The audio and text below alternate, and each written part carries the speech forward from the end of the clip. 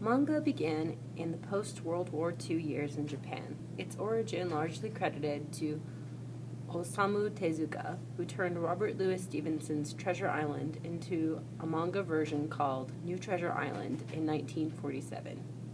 Tezuka later went on to create one of the most well-known examples of modern manga, Astro Boy.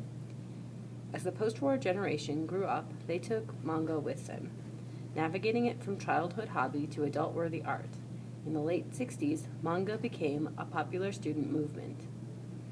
By the 80s, manga had expanded into a number of genres, including sports, romance, historical, comedic, fantasy, sci-fi, horror, and informational.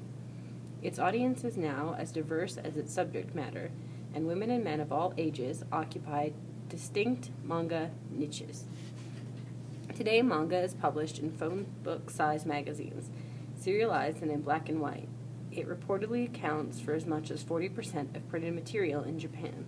Manga began to appear in the U.S. in the early 80s. Its popularity took off in the wake of the anime explosion of 1999-2000, according to Milton Gripe, publisher of ICV2, a pop culture trade website. Manga got a huge boost with Pokemon, he said.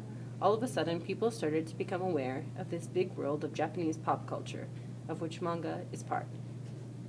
In recent years, 3 large publishing companies have continued to expose manga to the American scene: Viz Communications, Tokyo Pop, and the Portland-based Dark Horse Comics.